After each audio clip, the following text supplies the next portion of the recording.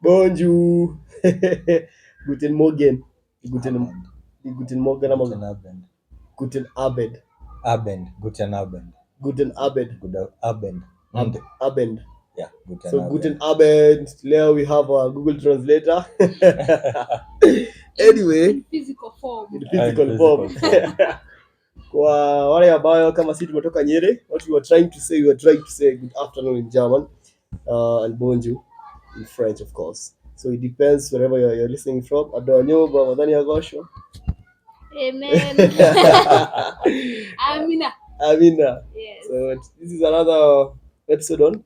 This is another mini episode, right? No, it's not a mini episode. We're talking about siblings. Siblings. Mimi nimependa vitu fupi fupi. Wanapenda vitu fupi. No. We're doing siblings today. Anyway, welcome guys. Today we are doing an episode on siblings.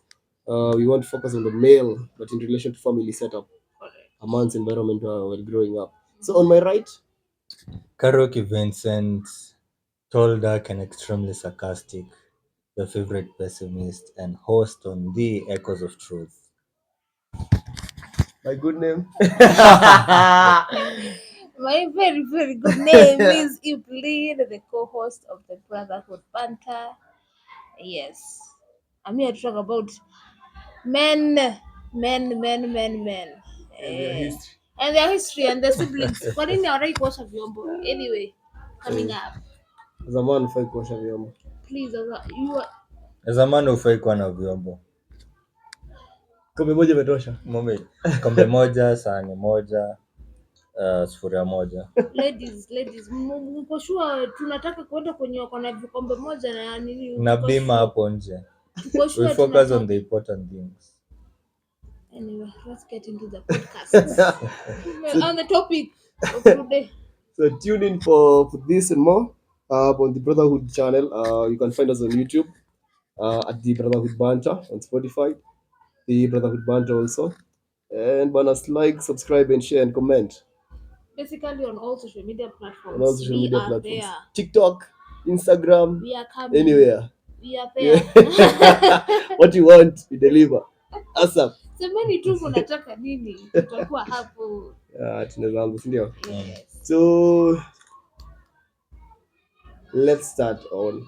Hi, wewe mlikuwa ngapi ukigrow up? How many were you? We were two. Mhm. My brother and I. Then my mom passed on. My dad remarried. And we became four. Yes. And you, Vincent? We are two currently, and I think it's a permanent state of two. So you don't think there is I don't think there's another one. Ujaona scenarios wenye baba yako ama na mama yako anapata mtoto alafu mnakaa 20 years apart. 20 years. Yeah. Or that years apart. Unaona bahati mbaya ule upsi. Plot game ilikataa. Si plot, unafikiria mayai imeisha lakini mayai iko.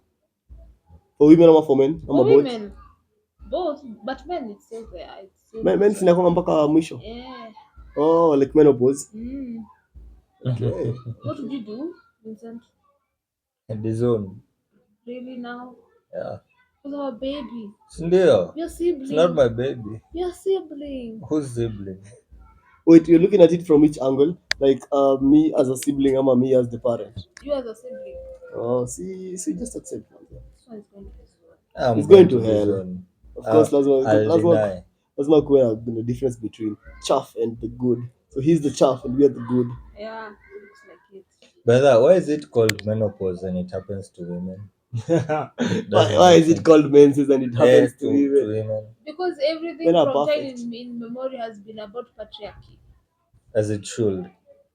We are trying to rewrite that script. You're part of it. You're part of it.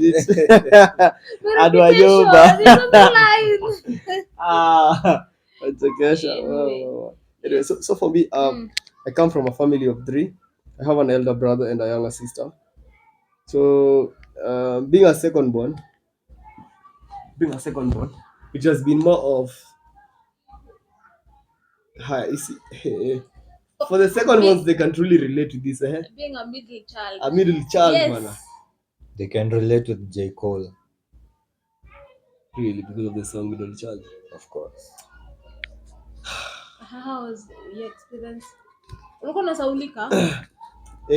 Na most of the times unapata, honestly, I was trying to amount to my brother.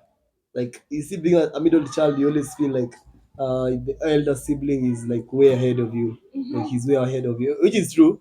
Literally, For, we have for our audience, what's the age gap? 6 years. 6 years. 6 okay. years. Mm-hmm.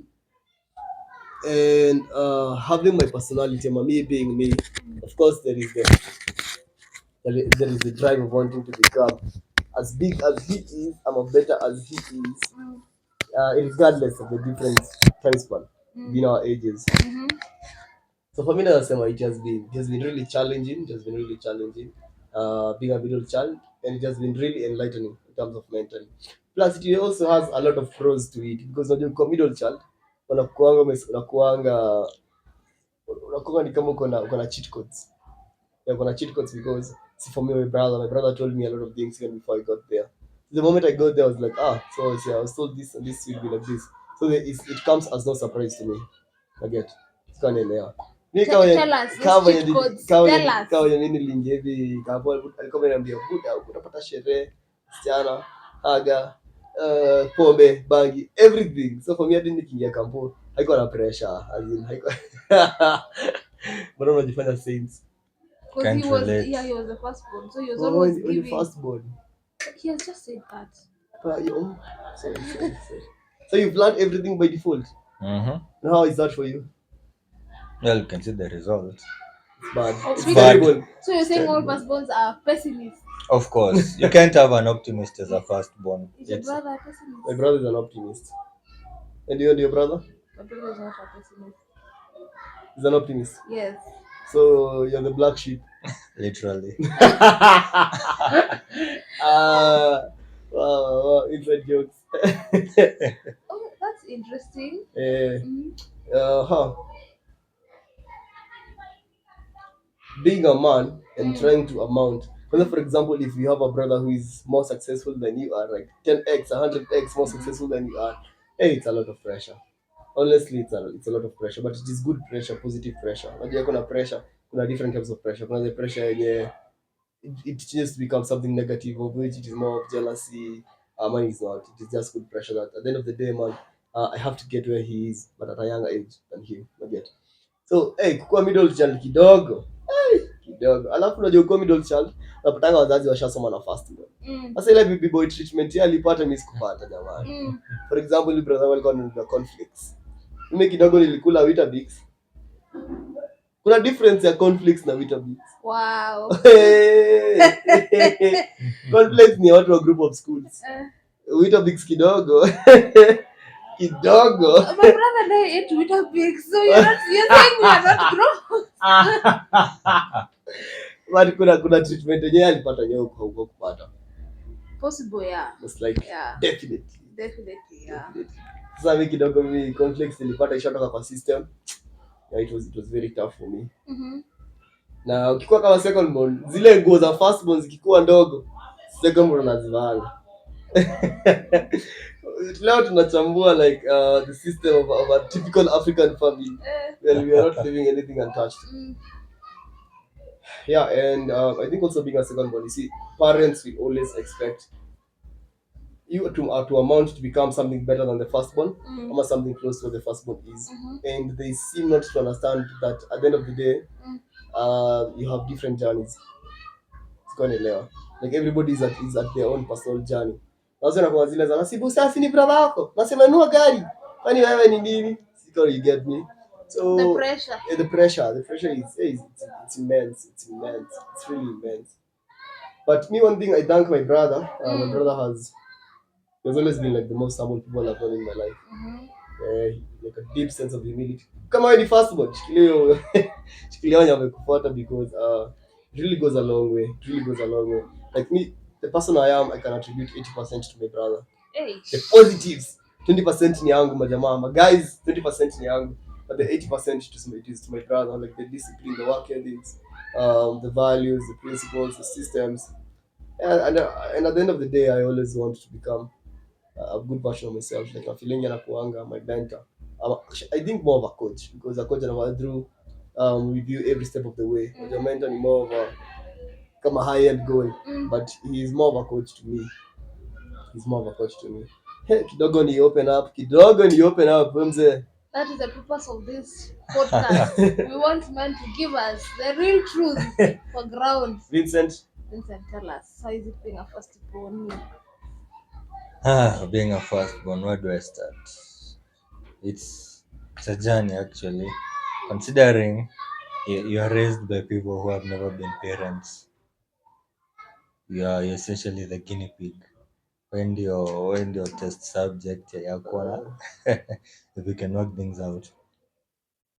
So yeah, I think there's a little bit of constant pressure, especially when siblings come. And now, let me use the word forced. You're forced to become a role model, and you haven't even grasped the meaning of a role model. You'd be like, be a good, kuwa mtu mzuri, be a positive influence kwa siblings. I'm like, how? Utajua aje? Unaona? So how's it being a firstborn? For context, your sibling is a brother, Sister. a sister. Yeah. Age gap. 7 years. Wow. Is it- Pressure. so is it true that ukikuwa na a younger sister atapata boyish traits? Definitely. Yeah. Yes, sister yangu ni Mbona wewe mzuri. huna boyish traits? Have you known me my entire life? I'll give you a story. It's bad. Yeah. Yes. Vincent, Yeah. let's take over. Okay, if but I think it depends. If the sister looks up to the brother, she'll have boyish traits. Yeah. So first of all, the before you get a sibling, it's good. So we are the focus of attention. So like I said, the good things niwe zinapata karibu kila kitu, because unaona the parents don't have any other sibling ama any other child, so you're the focus, which is both a good thing and a bad thing. A good thing because you get the positive things, a bad thing because all the focus and attention is on you. Were you spoiled? Mbaya For sana. the first 7 years. Yeah, I was spoiled. I was spoiled. So Yes. you're a spoiled brat. You're a spoiled brat, bro. No, I learned humility. I ate that fruit of the Holy Spirit. Humility. Fruit ilikuwa gift. I think it was more of a gift. Nilikula Ilikuwa zote. gift. Nilikula both fruit na gift. Uh-huh. So yeah, until now my younger sister came, na focus ikashift kiasi tu.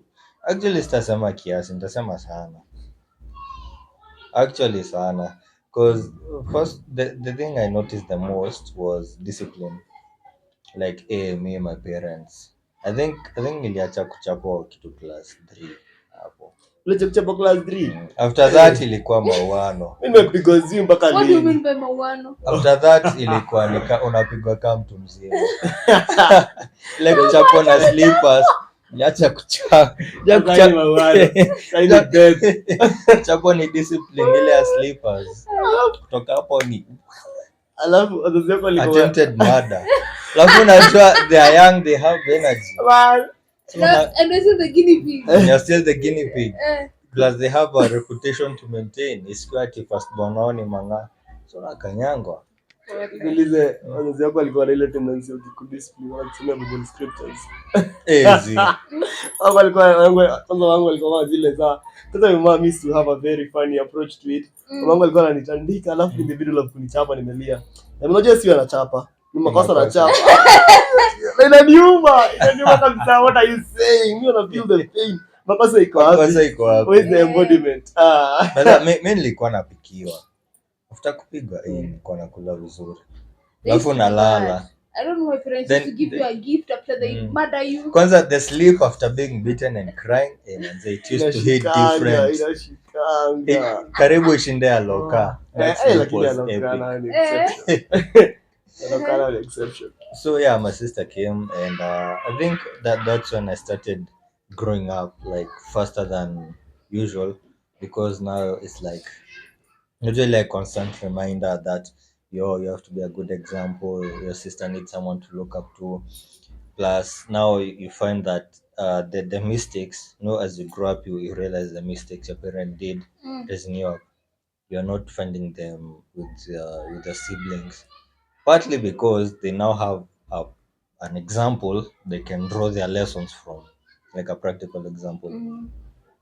So yeah, I think firstborns, they tend to grow up fast. They tend to be maybe pessimistic, perfectionist, like kind of dictators, because ile, you have to be a mentor, so you have to show someone how things go. They've been taught, which has become your way. So najipata yani ka dictator kiplani, especially if you have those traditional kind of Parents. dads. Mm. So what else about being a firstborn? Oh, it's a flex, first of all. Inakupewa dem Sana. Madem anapenda wa firstborn. Sana. because of responsibility. Iko like, when you firstborn.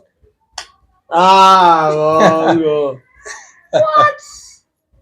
Alafu naambia syllabus imemove hivyo mbio.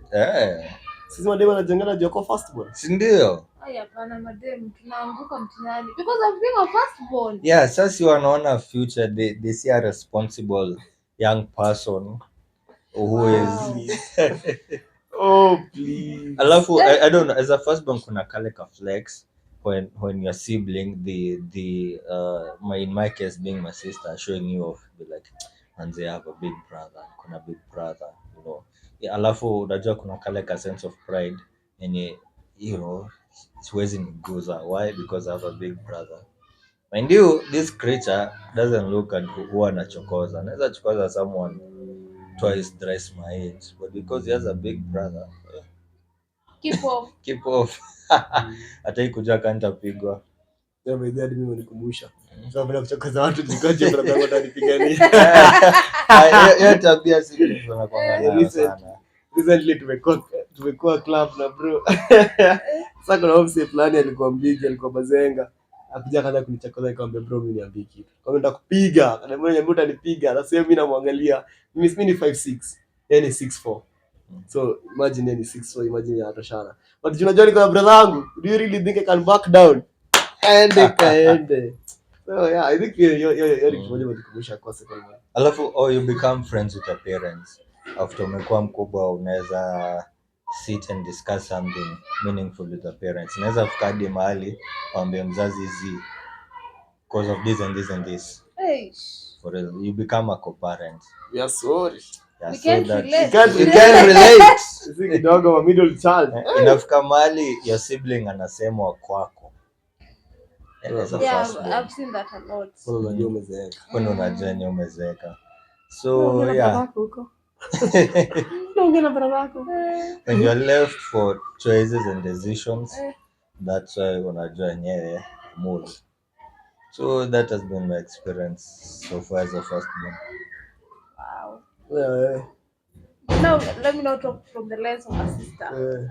I have two brothers, so I'll talk about the first, my elder brother. I'm laughing because we have had this conversation with him so many times. And we both lived in the same house, but we had very different experiences. Different kabisa. So my brother was a very sickly child. Okay, so in most cases, I don't remember scenarios where he was protective or whatever.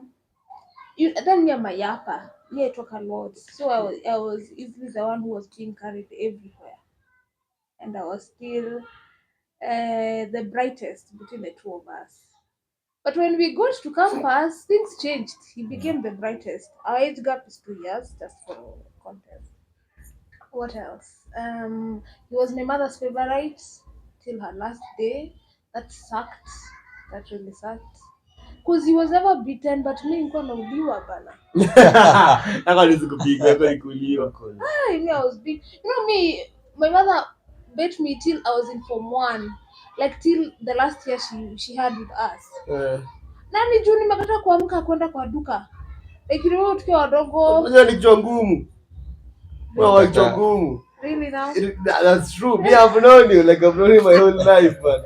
Yeah. So juu nimeamka kwenda nataka kulala. But I was just like, Just a baby. I was just a baby. I was just 13 or 14. So there was that. So on the flip side, I was my father's favorite. Still am, yeah, that is girl. So when my younger brother was born, did I feel threatened? No. I was happy he was a boy. Because kama angekuwa dem, ningekaua. Ingekuwa ngori. Ningekaua kwa usingizi. Kuja kutoa hapa attention from me. So there was that. Nakumbuka tukiambiana na Mwangi anasema atakuwa dem, namwambia hapana, atakuwa chani. Hapana, atakuwa. So I was so happy he became a boy. The child was a boy. What else? He was ndio alifanyiwa birthdays mingi sana. Ndio. See my brother? Mwangi. Yeah. I remember like 2 significant birthdays. But year after year, birthdays. Hiyo ni advantage nyingine ya kuwa fast. Unakuwa fast bro. Birthdays inakuanga ni levels they are epic, they are planned. Yeah. Kwa just as second months tunapatanga washachoka na hiyo trend. Imagine. That was so bad. What else can I say? In terms of, we used to plan the best parties when we were in high school, me and my brother. And my brother, I used to love hanging out with my brother. So the story I was to give you was when I was in class 6, my brother was in class 8. Tulibet. Tukasema tunaenda 1 week. So he made a bet with his best friend. Wakabet hawata oga for 1 week. Who is Evelyn? Huh? Una join. Nataka kujoin. I also didn't shower for 1 week. Hey, my mother learned. Wait, it was another case. So by day 4 I was in the shower. It is very normal for a guy to go 1 week. Yeah. Why is it normal for ladies? I don't know. Maybe because we have many secretions and many whatever. And openings also. Yeah, so it's yeah. So ilikunywa maji. Yeah. Oh, nice. So that was the story. So Vincent, why do men where do men rather gravitate more? Is it towards the mother's love or the father's love? Depends on the age. Ukiwa mdogo, okay, are we taking a setting of a healthy, functional family? Yeah. Like a nuclear family setup. Is it healthy? Is it functional? It is healthy. Okay. When the boy is young, I think he tends to gravitate more towards the mom because unajua moms can have the emotion. So as a kid, at a gravitate he's been shown the most emotion. Yeah. But I think as time goes by, as he slowly matures up, he tends to gravitate more towards the dad. True. And end up na that bond, with the dad. It like takes a shift because it's the duty of the mother to bring up the boy from being a baby to being a boy, and then the father takes over from being a boy to being a man. So from being a baby to being a boy, he is more close to his mom. From when he now transitions from being a boy to being a man, now the closeness shifts towards the father. Now you're close to who?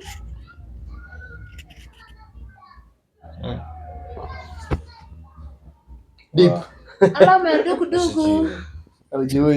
Okay, it'll depend. Like with my dad, tutapiga story, but it will shift more towards logical stuff like business. Yeah, business like stuff. Are you saying we are not logic? We are not logically correct? Yes, that's what I'm saying. Because when I call my mom, it's Moshene. Story. Wow.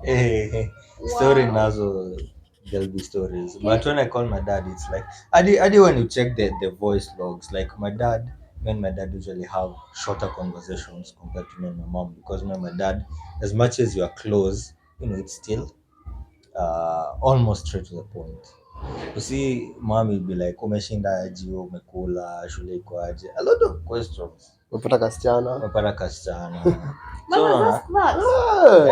My father asked me. See, because at the end of the day, it is okay, his rather prized possession taken away from him. And if people are not prized possession taken away from mothers, We are, Yeah, but that's other what they ask. me, I'm saying on our side, I don't think we are asked. Personally, I am not asked. we see how women and men hold on to possessions, quote unquote possessions. It is way different. Like na feeling we as men tunakuwa na more attachments on prized possessions, some things that we love than women. So we are still the prize. Yeah, go on, Vincent, go on. Delusional Ladies, we are beings. still the prize. Delusional beings. So yeah, I don't know. I think for me, I think that question I'll have to think about it. Utatuambia majibu. Nitaambia majibu. before me nipatie na opinion yangu, what do you guys think in the comment section? For men, the men rather, do you gravitate more to the mother's love or to the father's love? Sorry. For me growing up, naturally, I think it comes naturally to most men. We love attention. Like we also do love attention. Even you to see as significant or as public for women, as we okay, same to women rather. So me growing up, I was more gravitated to my mother, definitely, because my mother was always there. My mother filled the spot of, growing up, being a child, you always want somebody who is there for you, who can listen to what you're going through, who can help you think, who can help you ideologize, who will listen to you. Not checky. And for me, my mother filled that spot perfectly for me. But at the back of my heart, I'm at the back of my emotional side. I really wanted to have the father's love and again. I really wanted to feel the father's touch. And as time has gone by, I've come to realize that we as human beings, we do have the we do have the normality of we want people to love us using our own love language, but we do not remember that different people, different individuals, they do have different love languages. Siko anaelewa. So love language ya babangu haikuanga love language yangu. So how I expected for him to portray his love for me, or for us rather, was not the same way he portrays love to the people he cares about. Siko anaelewa. So each and every single time he used to be affectionate, I used to have those bursts of affection. We did not see it. I personally did not recognize it because that was his own way of loving. So let's break it down. Yeah. What love language did you want from your dad, and what did he give you? So for me, the love language that I wanted from my dad is like those outings when you're just him and him. Okay, him and you rather. Mnaenda nje kama mnacheza pool, you see those manly games like mnacheza chess. You have those conversations. Those, if it's archery, you go draw arrows together. That is what I wanted from me in the picture. During that time. But what I got rather alikuwa anisukumia my encyclopedia. Alikuwa anisukumia my encyclopedia bana haziishi. Like within a week unapata amenibuy encyclopedia kama 3 ama 4. So by way of my father expressing his emotions towards me ama towards us rather was through providing for us everything academically. Sasa mimi hakuna past paper ilikuwa inatoka kama sina. Jasma sig. Mwenye alitengeneza Jasma bana. Nini? Alitengeneza Jasma alifanya mbaya. Jasma signal mocks. There is no examination ilikuwa inapita kama sina. Bed familia. At least kuna mtu alipita Jasma. Something was very hard. No, the one who set it past away. So is right now haiko kwa market? Iko. Sinasema at least there's someone who passed. You don't get the sarcasm. I get it now. Vincent. Jesus Christ. If you're listening to this, please pray for Vincent. He's going through a hard time. We have been praying for him since which episode? We are tired. There's no light. There is no literally. Hakuna nyote mzima. Look at the videos, not one while jokes. They literally part. We are. We'll get it there. You're getting there. So una get. So mimi nilikuwa takanga my dad alipenda ile njia mimi nadai, but he had his own way of doing it. You get. And sooner rather than later did I come to realize it. But I was too old. I had already passed that phase. Checking.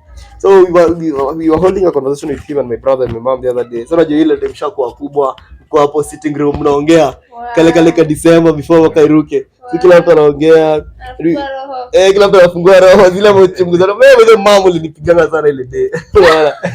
So we are having that conversation And my dad goes like, me, I've always loved you. I've always loved you. And I will always do. Alafu najua being a masculine man, ukisikia mdako amesema kitu kile, uko like, hey, him being a masculine man, alafu you hear him say such things, go like, hey, he really means it. It really means it. So he was like, but his love language was not the same with how he wanted it to be. Like it. Personally, for me, I have never lacked anything in relation to academic, in relation to studies, in relation to up to ile time ilikuwa campo. If you just call him anything in relation to studies or academic, he always comes through. Okay, because for him, I also understand because he had the same millennial and the Gen X, and the Gen X. Because for him, as a Gen X, their upbringing, their mentality was the only way utaomoka hii life, ama the only way utachomoka ni through education. Okay. And that was his way of expressing love towards us. But sisi majenzi tungejua kitu kayo, tunataka outings, chess kidogo. So yeah, but also as Vincent has said, I think as you keep on growing old as a man, unataka ku gravitate towards your father more because you tend to understand him more. This is the funny part. Wewe iliingia kole nikaanza kujilipia bills. Nilikuwa nakanga hivi, kilidirama. Nilikuwa nakanga hivi na sababu hii dad was right on so many things. I came to realize, honestly. Did you forgive him at that point? Yes. For the shortcomings you felt he didn't give you? Yes. When I was growing up, I had daddy issues. Is the wound still there? No, actually I healed. I made peace with him. We had a conversation and I expressed everything. I expressed every dissatisfaction. And we made peace. I made peace with myself and we're good right now. Someone said, deal with your trauma. So yeah, as a man, as you grow older, you learn to stay more close to your father. Because hapo haitakuwa mama yako, itakuwa women, hawa wanawake. Kuna difference. Like ukisha grow old sasa, unapata hadi sasa ukiongea na buda wako anakuambia, hey, hawa wanawake hao. Ukisikia kama umesema hivyo, that's just a metaphor of your mother. Ukisikia umefika hiyo stage, sasa you're growing, you're old sasa. And your father has started seeing a safe space to confide in relation to emotions. And then for the Gen Zs listening in and the millennials, we have to understand that how we reason, how we deal with things, and so many things in relation to interception mentally, they're not the same with our parents. Like it's way different. So I think it also calls on us and being wise, and learning that I'm learning how to intercept points of affections from our parents. I close my case. Karibu nipeane speech mzee. That's a good one. I think I agree. Men gravitate when they're younger, they want their mother, but as they grow, they want their dad. Yeah, that I agree. Sasa wewe kweli unaweza relate kweli? Hapo siwezi, Kidogo huwezi relate. Yeah. Anyway, does it hurt to be the firstborn, middle child, or the lastborn? I think each born acts differently. For real. So you as a firstborn, talk for yourself. And you are fellow firstborns.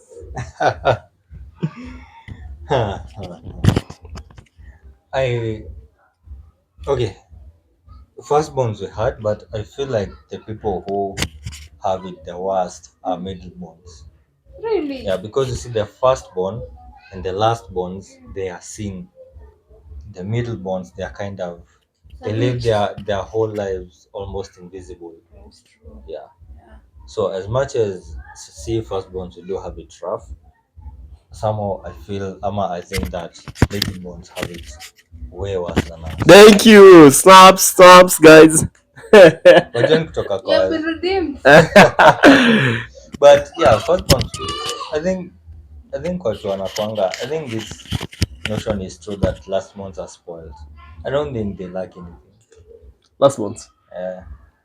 Spoiled I'm little a lastborn brats. girl, so Too spoiled to chaos. no. So I call it two icings. With Yeah. with You can't bad manners. believe your statement. Which one? See, you're a girl and you're a lastborn. That's worse. Hey, you've had it all. But I was spoiled by my dad, not spoiled by my mom. You see, you have your brothers, you have your dad, you have But there's so many people to you're spoil. spoiled of choice. But what I right now when we go with my brother, we I think this year we have done a lot of social activities. Together. Yes. Mm. So when we go outside, I don't have money. Who pays? He pays. See? Actually, I don't even have fear of going back home. Actually, I don't even know what I'm going to eat tomorrow. But your big brother is there. But because my big brother is making me very happy. I always look forward to the forward one. These creatures use us as bank accounts and like, hey, man, simtumia Mimi ndio nilisema ndio kwanza. Who had you? mbona unaniuse? See, acha nitumie na girlfriend. No, I'm Let not her use me using because you. why call me like, hey, Vin, mama amekataa kunule. No, I don't think my brother minds. Of course you will. Of course you you don't can. mind. Plus You can't mind. onyesha. Hatuwezi onyesha. But you're saying your opinions. Yeah, but saa zingine tuko zile sasa iki as you're putting the pin. You can't undo that, bro. Oh my god. And Ask him. you have corrupted your picture. No, but sometimes my brother tells me, "Nine Kikuyu, tena ko Ndio. bora du bora." So you're like, so shida yako ni gani? But I see in his eyes, he loves providing. Yeah. I see it. He loves. We do love Yeah, it is that. a good feeling. It is. It really It is. Actually, as you asking us for stuff Mm. and us being able to provide for those stuff, like really brings a sense of, let me say, parenthood, like providing for her. Wow, Takaa ananisumbua. wow. She's my little sister. She's my only, yeah, she's my only sister.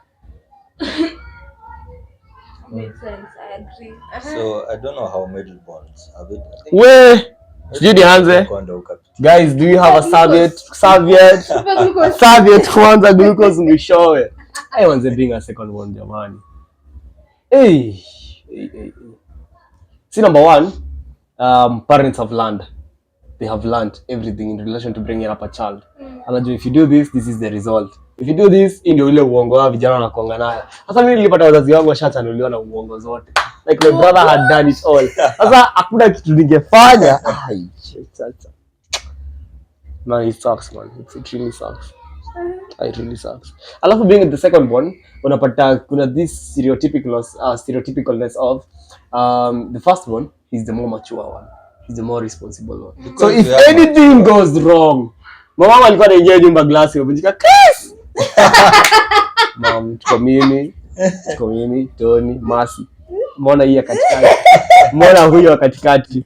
So it's just crazy. Being a second born is just crazy. Very crazy. But it is a good feeling though. Because having somebody who guides you through life.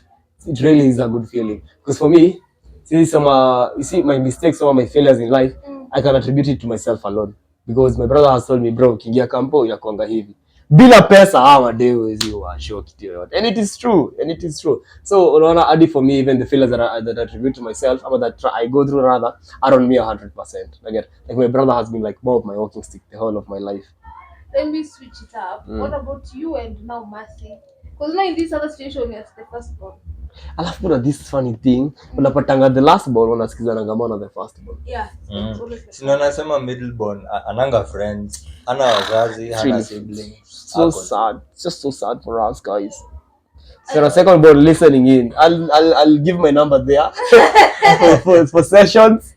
It's tough. You see, but that was the ironical part I didn't kuelewa. You see, the last born in our home, ameachana na age difference ya 15 years. 15 years. How many years? 6 plus 7, 13 years. Yes. Wamechana na age difference ya 13 years. And they are closer together. Na mimi niko hapo katikati. I am just alone. Are you Invisible. Wanapigana sana I ndia. see you. Chris kuja hapo mwisho. Niko, I see you. you feel me? You feel me? Tough one. If you're a second born there, God bless you. You're a tough one. Anyway, for every born, kuna different sets of challenges. But siwezi complain kwa second born, siwezi complain. Najua I think the good part of being a second born ni unapata most responsibility or more responsibility itakuwa tilted to the first born. So for example, kama umeachwa home wewe na brother yako, unajua tu wewe vitu na kupika huwezi achiwa, hata kuchunga mtoto huwezi achiwa. Unasikia hata umesema, "Wai, Tony, hebu angalia brother yako mdogo." kwa tu mimi ndio the baby boy. So of course pia kuna advantages like at the back of our responsibility. mind we are like sina vani kikubwa na niko kene hile Bali. Hey, if you Wow. okay, sawa. Wananikumbusha kitabu. Narudi 28, 29 huko 2011. Are you telling the audience your age? I'm very old. Guys, if you're listening, I'm very old. Old enough to be married, but not stable enough to be married. Anyway. Yeah. Now me, what will I say? And you? Being a last born? Into being a last born now. Because should you give you the chance to speak being a last born? not really. They do not have any cons. They don't have a say. They shouldn't have a say. But our opinion sometimes is not hard being the last born. Yeah, because you're not supposed to have an opinion. I should have an You're spoiled. Are our suggestions. You are I spoiled, don't bro. mind, I can There's think. nothing you have that is yours. Your clothes are ours. Your personality No, my is clothes were ours. mine because Oh, my they had a bigger bigger brother. my trousers. bigger brother, But me. always because a kid to hoodies, sweaters. No, we never shared clothes. Oh. Alright. Me, see, I was always plump. And, Oh. yeah, so me, I had my own clothes. He had his own clothes. Your personality. We is had not different yours. personalities. Ah, But then why is it that most firstborns are more inclined to being introverts? Like they have an introverted nature unlike secondborns. I think because of When is secondborn? Mimi ni secondborn. Bana yap. Lakini hapa kidogo. Bana Vincent kidogo. amefunga mdomo. But why do you think? Because I think there is something. I think because they have to keep so many things to themselves mm. and they have to grow up very quickly. Okay, I think we found out at a young age that speaking our mind rarely ends up in the way we want. More often than not, speaking our mind gets us in trouble. But then As a last one, speaking of my mind has been the guiding compass of course. to my life. Us speaking our minds, you know, it's either you're talking back to your parents, you're being rude, you don't like being told. It's a whole facade. It's a whole complicated stuff. Shenanigans, So bro. you grow up like, I'll just keep it to myself. Oh. Yeah, Makes sense. makes sense. So we grow up quiet, and we don't like people. Okay. We don't like people. We don't like Why don't you like people? They've been given responsibilities around a lot of everyone. responsibilities. Alafu Mimi naona kwa still firstborn being ingekuwa young. fun. Kwa firstborn ingekuwa fun. Okay, ni fun to some extent, but si ile ya kukosa kupenda watu. Unajua, of course, wakati tuliona us opening up to our parents isn't helping. Doesn't go We well. tried talking to other people and it backfired badly. So we were like, But it's true. yeah, we were like nyoka nini, kondeni huko. Because So- you see, like, first, sorry to cut you. Like you say, firstborns, but firstborns in many families, either ndio wenda wazimu, ndio walevi, ndio either wali drop out, ndio wasomesha hao wadogo. Oh yeah. We just have so many Sacrifices issues. there. Yeah, That's we do have to make a lot of sacrifices. That's sad. No, I guess you can finally understand, audience, why I'm a pessimist. you as a different case. Pessimist is juicy. I don't think story yake kwa mdogo mwana. Hakuna pessimism hapo. Hapo yeah, you saw that very well. These are picture traits sahi. Yeah, Siwezi odanganya watu. Niambie pessimism ya kitambo. We've crossed that river. Tunavuka hapo mzee. But what I can say, me as now a middle child, now in the bigger blended family, anyway we are invisible. We are fucking Secondborns. Middle now child. middle child. Middle children are invisible 'Cause now- everywhere. because now in the blended family, I'm number 3. Sucks. Mwonekano. Yeah, it really sucks. Because now, mnasanduchiwa because when my sister came, like everything was being done into pairs, and I was like, why? For some reason, for some time, I really loved it, especially in high school. But then when we skipped over now to campus, I didn't like it. Because when she was dating, I was not dating. When she was going home, I was not going home. Because we find out the middle born is too young to hang out with the firstborn and too old to hang out with the last born. So unapata most of the time Kako peke yake. kako peke yake. Man, kama mimi ile time niliingia ile era. Me in my prime, brother wangu ashatoka prime yake. And then now her and my brother gravitated towards each other, so me I was left with this small one. That's me Weird. na feel another thing unapata personality ya second born inakuwa attributed to first born in one or the other. And let me explain how. For example, me, I don't like partying. I don't like partying. I don't like drinking. Me spend in loud places, like extremely loud places and crowded ones. Me, I'm not the partying type. And on the other side, my brother loves it. Like that. So for me, growing up here, hearing the tales of nilienda sherehe, nilipati, nilifanya hivi, nilifanya hivi, nasema it removed the thrill out of it because I almost like created every possible situation that can go possible in a club. Una get that is number one. Number two, unapata like brother wangu iko high school like kuwa partly in campus, like he used to do drugs. Unapata like anapata weed, drinks. So for me on the other side nikisikia tu back and forth venye sherehe ilienda venye walikunywa pombe sijui wakaanza kuopen hapo kilia akili za bro sure nataka follow the trail. So that's why I don't drink also, I don't use bag.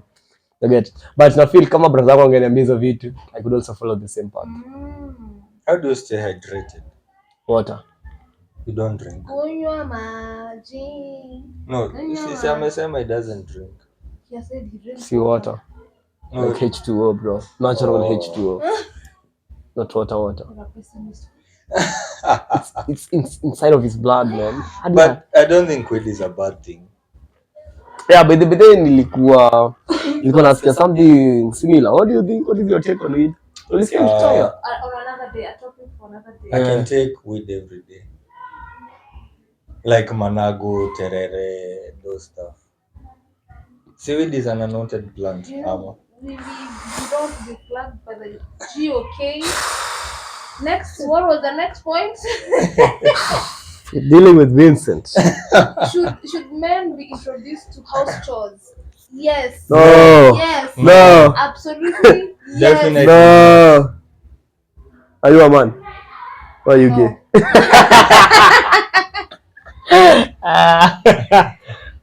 Why not? Let me hear your why not.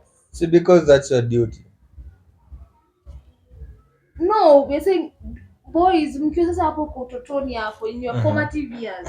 You don't tell me you as a firstborn, you didn't do any house chores? I did it, but it wasn't because I wanted to. It was because of the repercussion that comes with you not accepting. it was more of forced labor. Naona venye wakati free and forced labor. Naona wakati wa ukoloni venye kulikuwa na forced labor. You did it. The accuracy, man. The accuracy. But for me, I would say I think it is good also introducing the boy to some house chores because it teaches him responsibility in one or the other. Na tukishikanisha history ya bonds, I feel first male bonds definitely wanakuwa wamesukuma responsibility. That is when unapata like hadi leo niko naingia kijana brother wangu like hadi nikiingia kijana brother wangu hadi leo nataka ni organized, clean, iko very exceptionally clean. And then you wonder why women gravitate to firstborns. As Vincent said, As Vincent said, that is they'll open up. the person. I'm trying to find a firstborn who can't cook. But I don't think there is. Firstborn wote wanajua kupika. Ama wamekuwa na mboch. Kama wajio wamekuwa na mboch. do you know how to change diapers? Yes. Of course, he Bro! I do. As a man. Really now? What do you mean as a man? Diapering change is not there. See, I'll change my kids' diapers. You want to change them? No! Please learn early on. Because the women of this generation... I mean, me I look for kienyeji one, man. I look for kienyeji. I will not attend that dance. So it reduce cost and everything. If you're in a kienyeji, kila kitu reduce cost. Ukata kuattend hiyo ratio. Unajua kitambo, people used to stereotype the idea of marrying a kienyeji. It's not as bad as it sounds. Yeah, it's not bad. It's not bad. Actually, unajua ukimarry kienyeji kuna a lot of stability that comes with her. True. Kile kujua wasina quiver. Kidogo. Shaka. Shaka. I think men or boys at that age should be introduced to house chores. Willingly. But siko nimemaliza point yangu. Willingly. Sorry now. Why are you cutting me short, bro? Because I'm short. You need to be taller to be short. Onwards. Anyway, for me, my point was wanafaa introduce you to house chores, basic house chores that will make them be that will make them have a certain sustainability in relation to responsibility. I get. agree. But wasiintroduciwe kwa house chores zote, si zote, like just enough to make them become responsible. But that tunamaanisha waoshe vyombo, wapike, hiyo niko sawa, na wafanye usafi. But like kuna vitu zingine na feeling na bringing a feminine vibe for me. Vitu kama kufua nguo, hapana. Don't do that, bro. Don't do that. Because actually nilikuja kurealize I think the other day I was listening to something and a certain analyst alikuwa anasema that some feminine traits which are seen in men, of course kuna genetical ones, kuna the genes part, of which I highly doubt it's a big factor. For me the biggest factor na kuanga nature, not nurture, which are two different things. So me na environment. The environment is the biggest factor for me. So vitu kama kufua nguo, as in kuna tu chores funny nafanyanga mwanaume na feel feminine.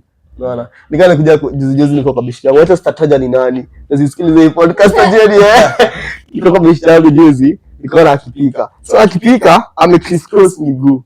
Unaona mademu wana crisscross miguu alafu ameweka hivi hip. Niko like what the hell? What the possible hell is this? Alafu jamii niko hapo me I don't cook, like it's very rare for me to cook. Sasa sipendi ni laziness, man. It doesn't come naturally for me. You can see my middle bone. So me na boy ameka instance ya dem niko like damn, nadi mwenye ha realize. Like it's so subconscious, like doing some chores, it brings out a certain nature inside of us, which is not okay. That is the same when madem akingia corporates wanakuwa like a certain sense of masculinity. Yeah. I get, because of the environment that you are in at the moment. Yeah, so I wrap my case. Beautiful as always, beautiful. Ngoja uambiwe. Hata nikishokoa second ball tena ungojai kuambiwa. Kwanza tumejikungoja inabidi tu tujishow. Unaendelea nayo. What's my school compliments? Kwa hapo. Sio mtana good. Second ball kwa hapo. Niko sawa man. Mimi niko. Yeah. Okay. As we were never introduced to house chores, never. We were Spoiled brats. Me and my good brother, we were not. We were introduced to house chores now with our stepmother, and that didn't go well. So I think house chores, I can say for my brother, he has learned it by himself. I can say so, because when he was in campus, he lived with roomies. So I think that's where he learned so many things. Because he can cook very well. Yeah. But And you? I am an excellent cook. Me, I learned it now in dating. You're going to confound that, guys. I learned that in dating, yeah. Ile kati tuta go to videos, ile kati tuanza kushoot videos. Tutakuwa na ka session. Tukianza hapo mtu anatupikia alafu tunampatia marks. And we are going to write it down. Guys, mmesikia? But I cooked last time. Vincent cooked. On scale of 0 to Ile 10. pilau sio ulipika? Zizi. Ilikuwa Guys, she's a verified cook. Certified. Aya. Wewe ulipika? Really? Who thought? Really now? Naona nilishinda naje chakula ikakuwa tamu for once. I thought it was like your lucky day, bro. nani mimi nimekufunza kupika. What do you mean? Next topic. I think the only chore a man needs to learn is to tidy up his room And cook. and to cook. Especially there for tidying up room. Tidying up his room because you see Kidogo tricky. Yeah. Ukunja You've seen wonders. Sijui sufuria ya sijui ya lini huko chini ya Jehova. Imagine like haisumbuangi. That is the funny part. Unaona ile bowl ya lu, it has yellow stains. Really now you guys, honestly. But unajua the only reason we notice is because you have to squat. Alafu unashangaa mbona mrembo anashinda kipote yuti. Nani tu ndo Anamwambia ana cheat. Anamwambia ana cheat na ha cheat. She's sensitive. I don't have UTIs in our family. unatoa UTI. Anyway, Anyway. people do right by us. Please. Tafadhali. Date a firstborn. No. No, people like Chris won't ever date because they're Sasa you won't tell us. They should apply for a Kwanza unajua seminary sisi second borns, somewhere and sisi- be an altar boy. See, second borns tutakuwa na more women because they've been invisible their whole life, so we need to seek To seek. attention and validation. But you see, firstborns, the attention comes to us. No, Don't go out seeking. you just spoiled Yeah. us. You're spoiled with attention. Yeah. At least you don't use more of our effort. The attention comes to us. The women come to us. But mimi naweza argue, naweza pata actually more second borns are the more okay, they are the bigger speakers of the family. By speaker namaanisha like kama family inafaa kuongea mahali, second born wanaongeanga. It's very true. Because Yeah. nilisikia mtu akisema Yes, true. Because we have forced ourselves to grow up.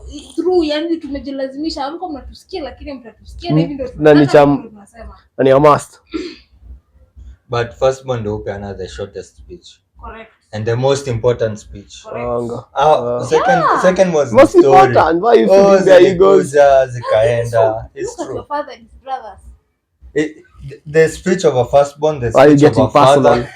No, the speech of a firstborn I don't- is like the speech of a father. The speech of a secondborn, middle child, is like the speech of a mother. Wow. No. Wow. You're calling us women, bro. Why you gay? No. You PDD fan. Yeah, No. hii conversation itaisha haraka. So on to the next point. Do parents understand when boys are going through adolescence? I don't think so. Depends which parents. They do not The understand. mother No, no. don't. That's what you're saying. They do not. For me, yeah, the mothers do mother understand. doesn't. Fathers, hey, as a man, you're not supposed to be subjected to emotions. Maybe see, my dad used to say that. Growing up, niko adolescence, puberty, dawa anajua ufai kuwa na emotions as a man. So, but also on to that point, I think that unaona hiyo toxicness yenye ilikuwa na hiyo masculinity ilikuwa na our fathers, I think it protected them from a lot of things, and also it shielded them, it sheltered them, and they seemed like this spectacle of a higher being, but in real sense they were just hiding what they were going through themselves. You gonna get If it shielded them, is it toxic?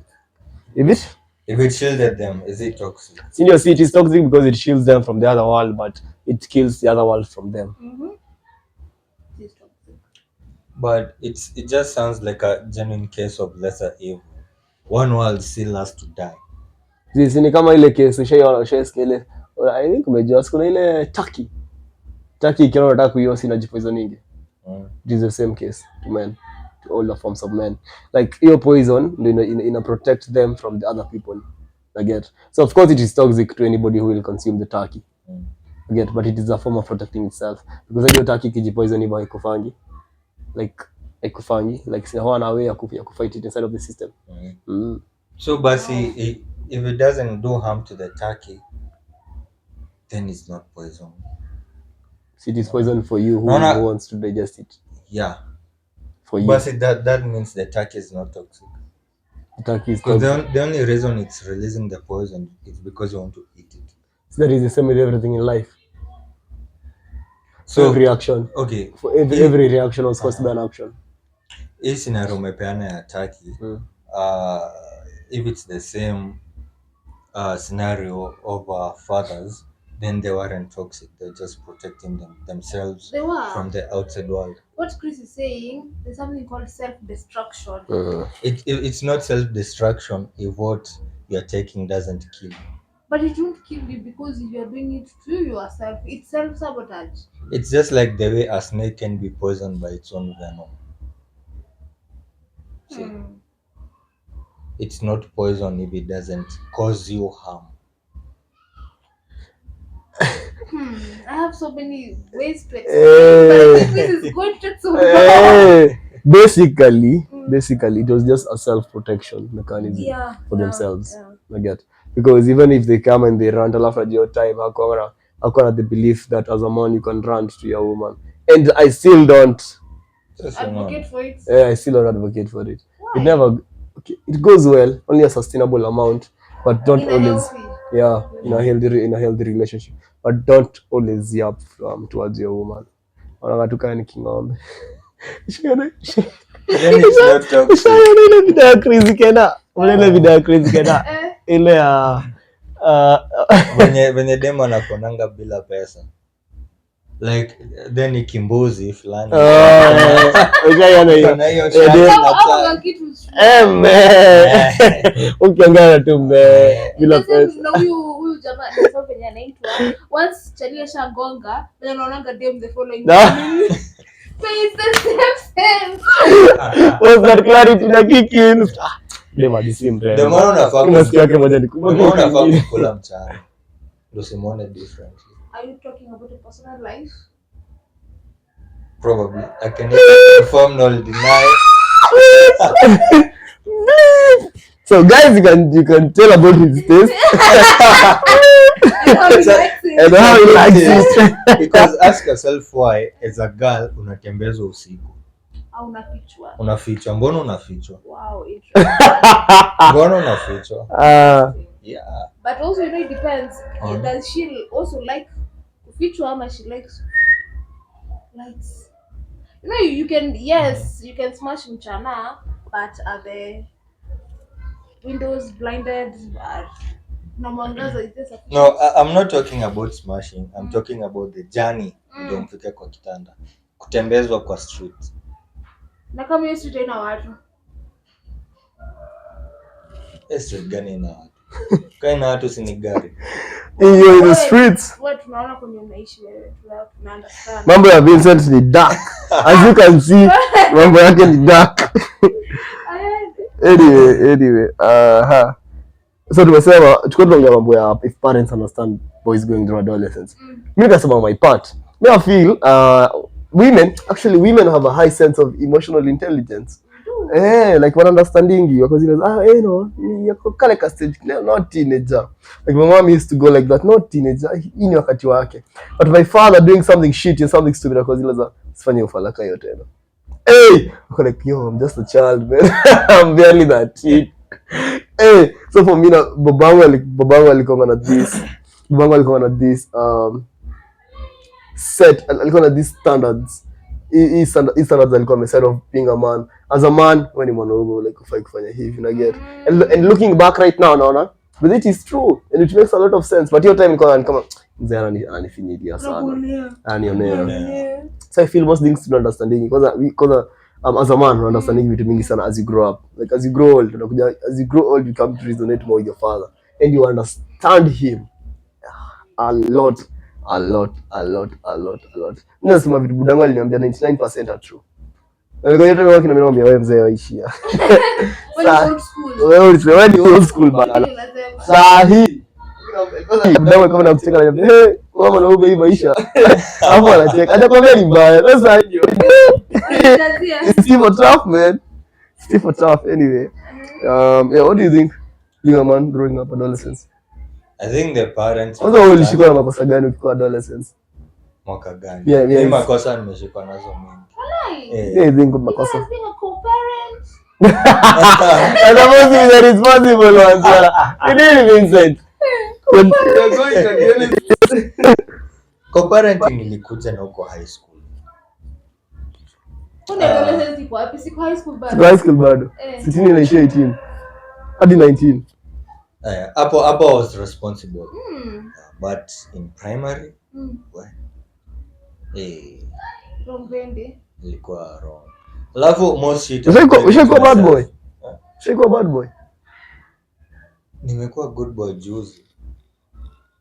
Wow. Wow, Vincent. Alafu I used to gaslight my mom that hiyo time tuko na You used to joggers. gaslight your mom. I didn't know gaslight what gaslight. Like I didn't know. It came naturally. Nilikuwa na gaslight mbaya. What would you say? Ebu pretend I'm your mom. Ni makosa gani nimefanya? Sababu makosa ni mingi. So let's say you did pick your sister from school. You went and ukaenda huko kwa river kuhang out na hao maboy wenye wanavuta bangi. I didn't do drugs. Wasichana mko na wasichana huko. Tuko na wasichana. Mko na wasichana huko, mumeenda huko. Hadi mnikushamia kwa sababu zangu mingi za wana wasichana. Nani kuna makosa iko na wasichana? Hivi mimi makosa zangu zilikuwa tu za namba boy. Second bonds. Second boss ya problem. Sasa kuchukua sister yangu. Umeweza kuchukua sister. Kwa nini? Ilikuwa juu. This. Niko pamoja. Nikiwa primary. Si wewe ndio ulikuwa umchukue. Mimi nilikuwa nimchukue aje? Tulikuwa tumepangana asubuhi na unamchukua. Zio niliambia jana before nilale mimi nitamchukua kesho. Yeah, like leo kesho wewe ndio ulikuwa mchukua leo. Nilikuwa mchukua kesho. Asiki mama yake. Like na ukiinua sauti ndio utamchapa mama yako. African parents. Hata kunipiga? Mwalimu alikupigia. Mwalimu hajanipigia. Alikupigia kuna missed call. Hakuna missed call. Yenye niliflash. Hebu utafuta simu yangu kwenye iko. Wapi? Mama, unaona ni hii simu mwalimu alikupigia kukumbusha. Sasa unaona ulikuwa mchukua leo, mimi nichukue kesho. Unaona hadi ukuchukua simu yake. Alafu mama, mimi unataka kuniekelea juu nimekuja mapema, nimefanya homework, nimeenda kucheza. Sasa mimi unatafutia tu makosa. Umeenda kucheza si mama Kimani aliniambia alikuwa na kwa mto na wasichana. Hadi mama Kimani aliona. Well, you'll make a good mother. But everything it requires. Ana nitamtia mpaba, si nenda. Tafuta mtu turashie. Tiki. You used to gaslight your mom, that's really serious. I used to gaslight her and I had facts.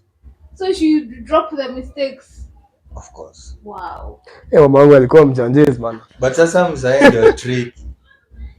Mzae anakuwa kupiga kibari. Mama naweza mgaslight na emotion, nifanye ajam, akose kujam, you know, until because there's sawa basi mzae because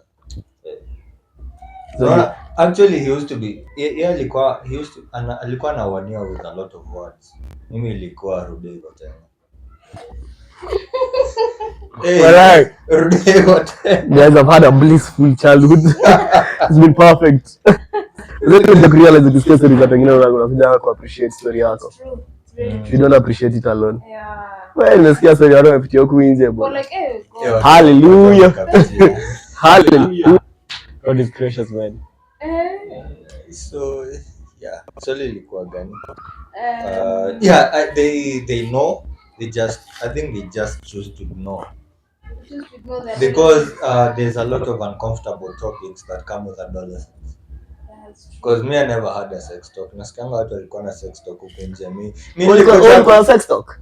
From who? Sure. Mimi nilikuja kuambia ukiingia campus, ukileta mimba unalea. That's the only sex talk I had. You people, leo umetoka kichinjio. There was no sex talk there? Wapi? Kichinjio ilikuwa tu kuchinjwa man. My brother was given sex talk. Yes. Plus I think on our side we had older cousins now from my mother's side. So yeah, he was surrounded. I don't think maybe my cousins gave me walikuwa zileza, you know, najua unaweza fanya majoto, ngoja uzizipone kwanza. Alikwambia? Alikwambia hivyo?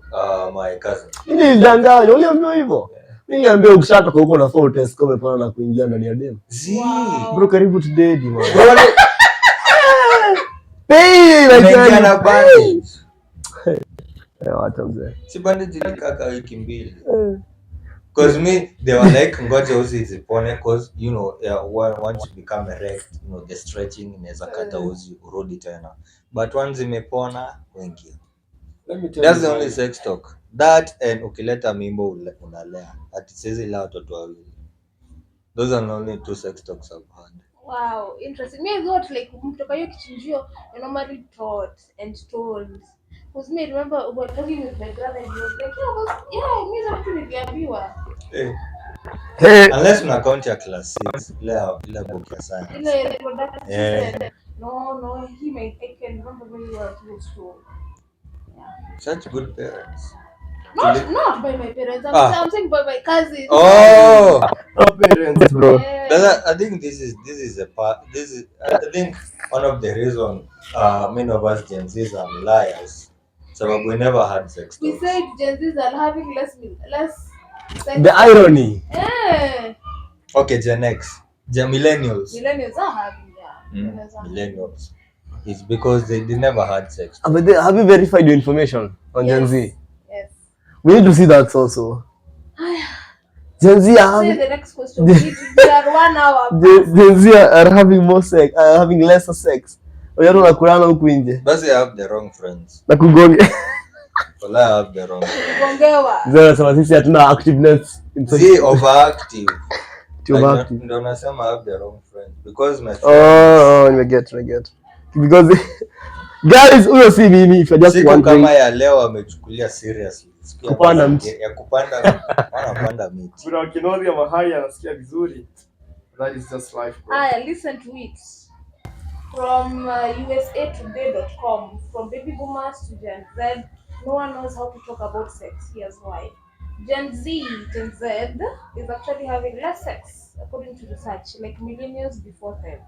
A 2016 study found that 15% of millennials born in the 1990s, between the ages of 20 and 24, hadn't had any sexual partners since age 18, compared with just 6% of Gen Xers born in the 1960s when they were in the same age group.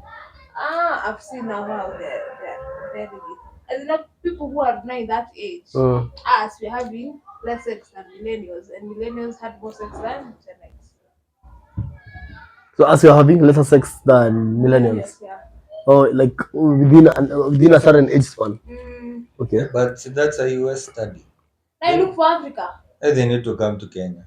But also hey, but also I think probably bidon zapata ni kweli because ushaijua the funny psychological twist of the mind whereby something which is a taboo is people want to do it. People want to do a lot of it. Watu wange legalize bag haingekuwa na sell when sell sai. It's true.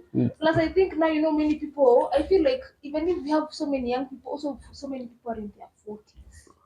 Very many. Pia kuna a lot of sexual education. Hai, lakini Kenya watu wamekulana sana. They need to do a study in Kenya. They'll be shocked. But sisi tuko hapa Vincent, wewe tulisema till marriage. Till marriage. Abstinence till marriage. We want you to give No, primary virginity. Tuna abstain till marriage. Mimi sasa kudanganyana. Mimi sitaki kwenda kwa sheto. We must give our wives our virginity. Wow. But imagine in Simpson na dust. Imagine umeambiwa uabstain alafu upate BBC virgin.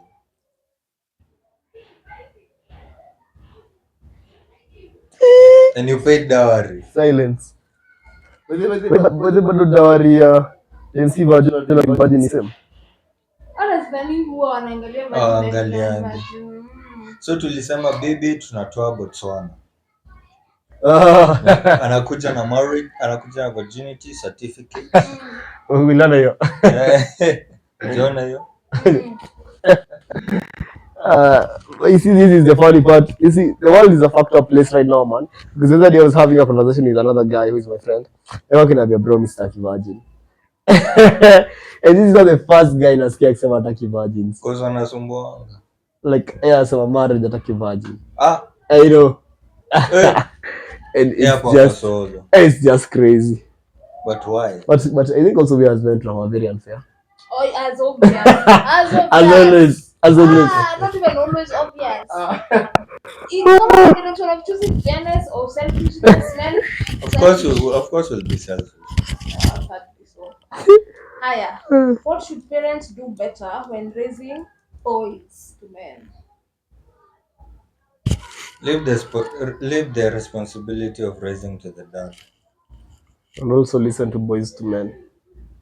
There's a musical artist. The ones who came to Kenya. Joke. And I have bad jokes. And they say I have bad jokes. I kill kwa joke. Man, ilikuwa joke na hadi realize. Like imempita tu hivyo. Anyway, I think number one is the mothers should be careful enough not to overmother the sons. Like, do not bombard them with too much feelings and emotions. Still on to this point, even if it is bombarding them rather with emotions, teach them how to integrate their own emotions rather. Teach them how to triangulate themselves when they're angry. Teach them how to calm themselves down when they are when they are in severe situations. I get like basically teach them how to deal with their emotions. Because on the other hand, men are very bad in that. Unaget? So huwezi achia mzee wangu anifundishe how to regulate my emotions. Zake haziko in check. Zake ni wanting. Zake ni what? Akona anga issues. Sasa wewe ndo utaacha msaidie harakati zangu. So mimi sio hili man. Anajump. So Hakuna solution hapo sasa. Unanunua mkate.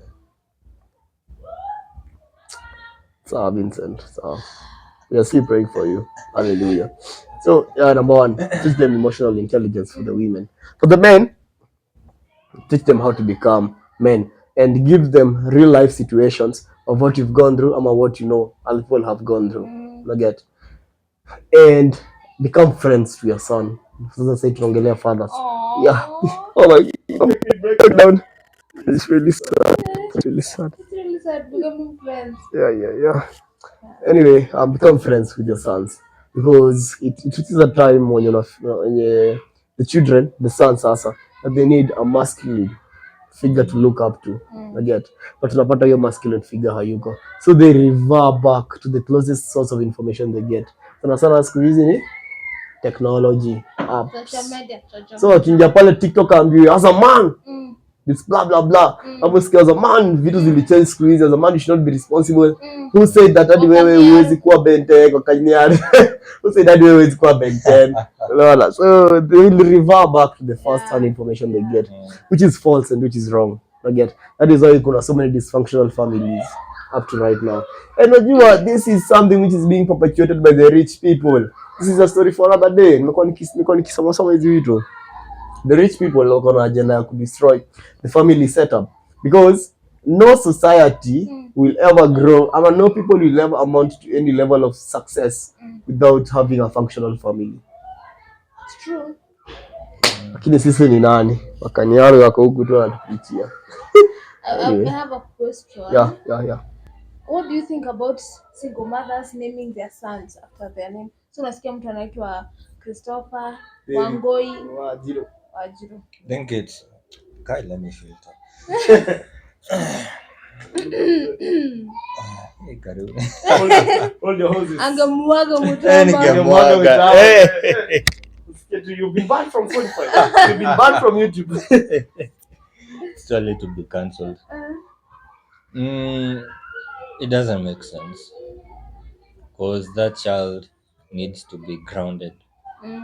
Like as a mother, you can teach your child all the emotional intelligence in the world, but okay, how do I put this in there? You'll still have a stupid child. Jehovah. Okay. Alikuwa mwaga tu mutamu. That was the best way you could do. Nimengoja you kuweka in a good way. We having a stupid child. That was Hey, Vincent, because you see labda mtu wako potential na kusikiliza bro unachoma kila wakati. We are past that. we already passed that. It's like We are not in the mountains. We crossed that river. We are goddess. brother, just doing the cemetery. Mtu wangu needs Just wear the white robe, man. Fathers. Wow, they have something for you to ask. Hajajibu. Hajamaliza. Kuna swali. Nilisikia juzi. Hata ukisema fathers wanafanyanga hiyo kitu. Which one? Self-service. What is self-service? Self-service. Seriously. Self-service. Evelyn. Fathers. Yeah. Kai, sendo unashika. No, I'm trying to look and I doubt. I don't Wait, know. why? At why? You also have sexual urges. You said it was a joke. Where's the joke? Oh, I have bad sense of humor. So They do. You But have then it's that. customer service week. So Fathers do their own service. They should appreciate themselves they're the only heroes. as their own heroes. Vincent and the never hearing what I say. Hebu finish your statement, Vincent. Those serious viewers. Achana na Christopher hapa, yajielewi. Hai jamani. Sina mwelekeo maisha. The fathers will come for you. They will chop your head. Msila alikuwa pressure na kijana mmoja anafikiria alafu kasema hivyo. Sio tunakaa soko. I had a dream with Lee. Mungu anaonyesha msela wanataka kufanya podcast. Wow. Sasa chome. Don't ban. That's a nightmare. Anyways, let's We continue. have a very, very sober audience. Unlike you. Another Unlike sub you. audience on a Thursday. Very sober. Wow. Mhm. So, yeah, I don't think you'll raise a smart child. He atakuja kutusumbua huko nje. Reason being, first of all, you're being selfish. By giving him female names. Yes. And he's a man. Yes. I mean, first of all, that doesn't make sense. Does it also mean when utampeleka initiation akatwe? No. Sasa why are you giving him a girl's name? Because okay, the reason I'm saying that's selfish is because just yes, mekosana na the father, because I don't think it's I rarely find that it's because a dad has died that the child took the mother's name. Ni sababu wanakosana. Ni bitterness perhaps. Ni bitterness. Ni stupid family. So unaleta issues zako just because you couldn't keep a man, just because you didn't have what it takes to keep a man. Now you want to bring your issues to the child by giving him a female's name and calling it feminism. Sa hapo ndio uko zile za hiyo Wait. Gracias. That is women being very self-centered. Yeah, that's first being of all, self-centered. you can never keep a man. Kama hataki kukaa hatakaa. It's as simple as that. Tuanzie hapo. But still, I agree with you. It doesn't make sense why you should call a boy child or a male child A girl's name. So, because I see it a lot. Unalipa mat, unasipata Patrick or boy. So, for the Lord, how? You're like, how? Like, again, I see it could be we are conditioned in a kind of way because all of us come from families, you know. But Functional ones. si basi mwite ya buka ama ya uncle or something. Alafu unajua ubaya wa emotions, cause figure out this way, mimi na wewe tumeachana, you're like, I'm this toxic dude, tumeachana, you'll be like, I'll raise this child alone. I'll do it alone. I'm a woman. You're a woman. And okay, let me filter, cause corporate woman. Corporate. Yeah. So you'll be like, I can do it alone. So in your effort to prove that you can do it alone in a society that doesn't care, you end up messing the child. That's true. You know, and hapo ndo unapatanga, I don't know. Okay, those are the men that warakujanga kutusumbua huko nje. Man. Because first of all, they don't have a father figure because their mother denied them that opportunity to have someone they can look up to. Why? Because in her selfishness, in her justifiable bitterness, just because Ali saw that she has another human being that is dependent on her but has his own life. It's true. His own independent life. Yeah, so women are always the problem. Really now? Let's wrap it up. Let's just wrap it up. Because this people want me to start yapping for hours. But we have agreed we can never keep a man. Thank you very much. Wow, you see, she has already made a statement. She has verified herself. She doesn't need a verification. Women, I know, bro. You too know. you can keep a man. How? See, give him respect, give him peace, give him good sex, and give him attention. That man will move mountains for you. True. If he doesn't, also nikwambie, no matter how many things I do that for him, kama hataki kukaa na mimi hataka. Na kaa hataki sumwachilie. Correct. So you've done your part. So you've done your part. So you're just creating a good environment. Of course, you have to create a good environment. But again, shida ni nini? Because that says a lot about you. In your ability to pick a good person. You're picky, but you're picking the wrong people. But he's the one who picked me and led me on. Still the problem is you.